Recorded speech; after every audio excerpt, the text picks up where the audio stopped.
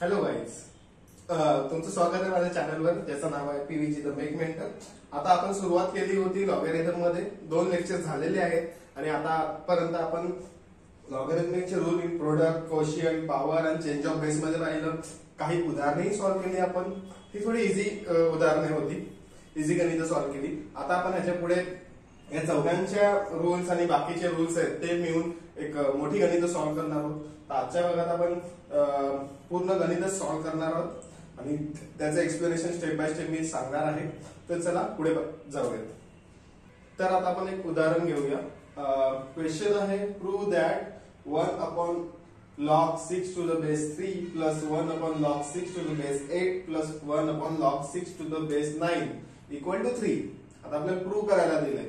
आपण प्रथमतः काय करणार, प्रूव्ह करायचं म्हणजे काय, LHS इक्वल टू RHS घ्यायचंय किंवा शो करायचं LHS इक्वल टू RHS. तर आधी LHS घ्यायची. मी इकडे LHS लिहून घेतलेली आहे जशीच्या तशी.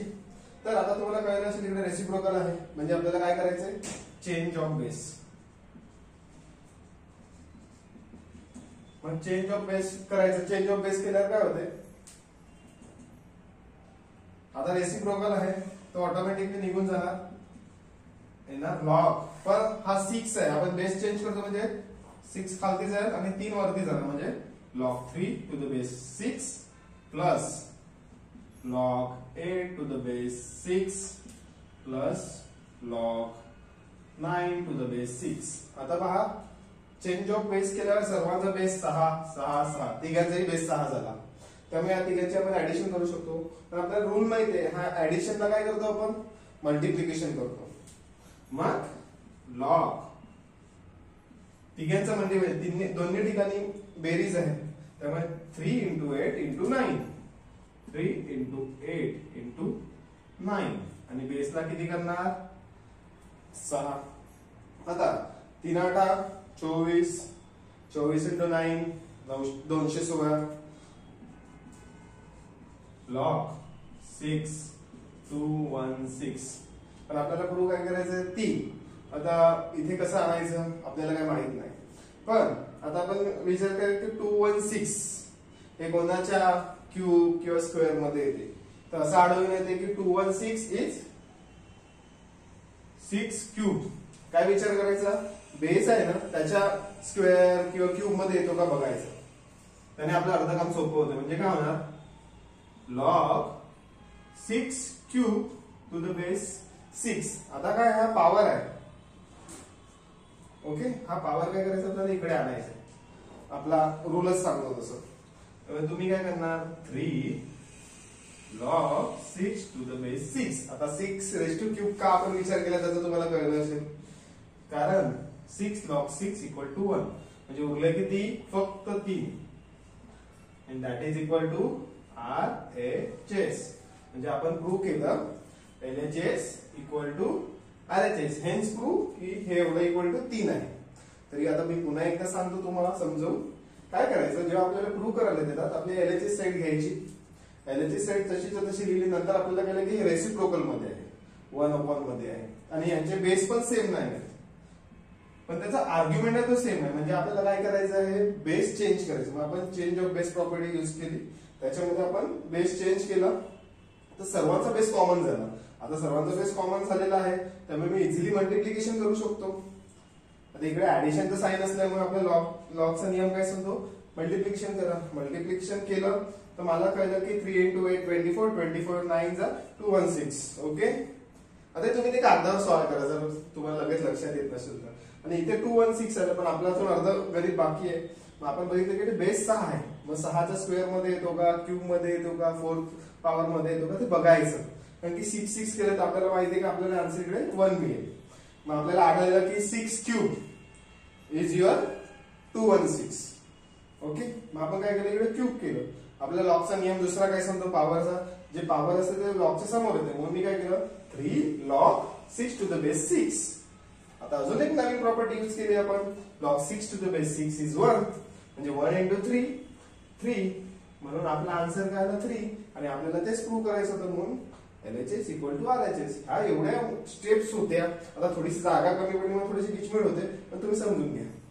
ओके, म्हणजे एकदम इझी आहे. आता आपण ह्याच्यामध्ये मल्टिप्लिकेशन वापरलं, चेंज ऑफ बेस वापरलं, लॉग 6 टू द 6 वापरलं, log a to the base a वापरलं, 3 ते 4 नियम वापरल्याने आपण गणित सॉल्व्ह केले. अशाच प्रकारे आपण दुसरी गणित सॉल्व्ह करू. सर्व इझी आहे, काहीच कठीण नाही. फक्त तुम्हाला लॉ लक्षात ठेवायचे.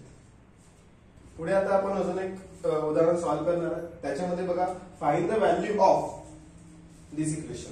मग log 2/3 plus log 4/5 minus log 8/15. ह्याच्यामध्ये कुठेच वेज दिलेला नाही. आपण सॉल्व्ह करूया. पुढे अडचणी येतात का बघूया.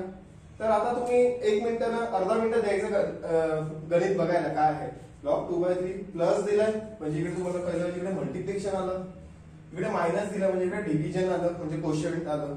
आता पुढे सॉल्व्ह करायला सुरुवात करायची. काय करणार, मल्टिप्लिकेशन म्हणजे 2/3 इंटू 4/5 करणार आणि डिवाइड बाय 8/15 करणार. हे लक्षात आलं पाहिजे आपल्याला. म्हणजे आपली नेक्स्ट स्टेप काय असेल, log 2/3 into 4/5 whole divide by 8/15. Okay, झालं. एवढंच होतं. आता फक्त गणित सॉल्व्ह करायचे. 10वी पर्यंत केलं तेच करायचंय. तर आता काय करणार, 2 इंटू 4 8, 3 इंटू 5 50. म्हणजे लॉग 8/15 डिवाइड बाय 8/15. ओके, वरती पण 8/15 आहे आणि खालती पण न्यूमरेटर आहे, डिनोमिनेटर सेम आहे. म्हणजे काय करणार, हा कट कर, आन्सर किती आलं 1. मग आपण काय लिहिणार, log 1.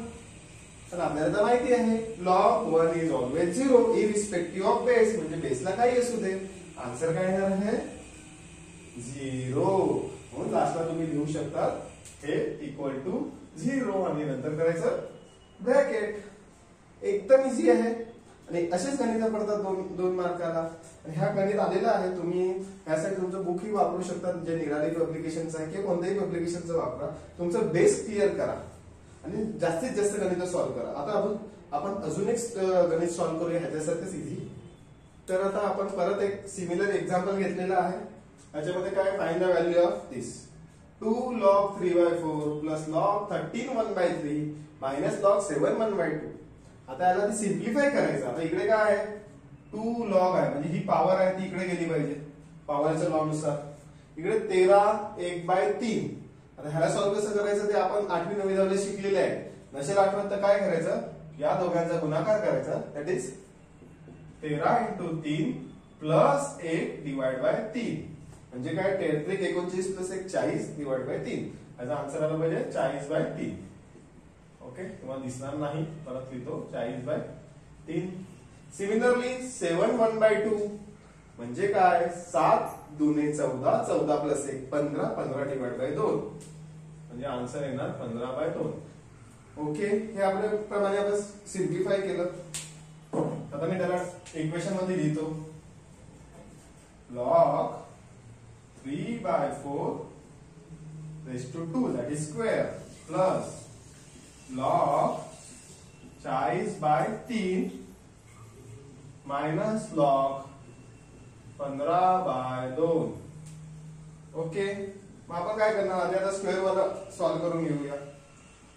log 9/16 plus log 40/3 minus log 15/2. Okay, आता काय करायचं, सिम्प्लिफाईड झाला. इकडे काय प्लस, प्लसला आपण काय यूज करतो, मल्टिप्लिकेशन, मायनसला डिव्हिजन. बरोबर आहे. आपण काय करायचं, लॉग मोठा कंस काढायचा, 9/16 इंटू 40/3 होल डिवाइड बाय 15/2. आता हे तुम्ही सॉल्व्ह करायचं. कसं करणार, जर पूर्णच्या पूर्ण गुणाकार नसेल करायचं, काय करायचं, 3 ला कट करायचं, 3 त्रिक 9, 16 आणि 40 मध्ये काय कॉमन आहे, 4 च्या पडत येतात. 4 चौक 16 आणि 4 इंटू 10 40. ओके, म्हणजे मी काय लिहिणार आहे पुढे, लॉग हे किती उरले, 3/4 इंटू 10 डिवाइड बाय 15/2. आता तुम्ही गुणाकार करा आणि काढा. हे सिम्प्लिफिकेशन तुम्हाला जमेल त्या पद्धतीने करू शकता. पूर्ण गुणाकार करा, नंतर डिवाइड करा, किंवा आधीच करा. 30 डिवाइड बाय 4, 15 डिवाइड बाय 2. आता कसं सॉल्व करायचं? a divide by b whole divide by c divide by d. म्हणजे याला काय करणार? Log 30 by 4 into 2 by 15. बरोबर आहे ना? हे तुम्हाला आठवते 10वी ला आपण असंच केलेलं. तर आता मी कट करणार. 2 1 2, 2 2 4, 15 1 15 आणि इकडे 2. परत हे 2 2 कट होतात म्हणजे ऑलमोस्ट सर्व नील होते आणि लास्टला आन्सर येते log 1 that is equal to 0. म्हणजे आपला आन्सर काय आलं? 0. म्हणजे आपण पहिल्यांदा सुरुवात कशी केली गणिताची? आधी सिम्प्लिफाईड केलं, आपण समजून घेतलं इकडे पॉवर लागणार आहे, इकडे आधी आपण मॅथ सॉल्व्ह करूया. इथे पण सेम, मग आपण सिम्प्लिफाईड केलं. सिम्प्लिफाईड केल्यानंतर आपल्याला आन्सर मिळालं. तर हे केल्यावर इझी होतं की फक्त प्लसच्या इकडे मल्टिप्लिकेशन करायचंय, मायनसच्या इकडे डिवाइड करायचंय. ओके, आपण 9/6 इंटू 40/3 ला मल्टिप्लाय केलं, होल डिवाइड बाय 15/2 केलं. आता हे सॉल्व्ह करायचं तर गणित तुमची कला आहे. ती गणित तुम्ही कसं सॉल्व्ह करता? तुम्ही डायरेक्ट करतात का अजून स्टेप बाय स्टेप करतात? लास्टला आपला आन्सर काय येते? फक्त 1. log 1 equal to 0.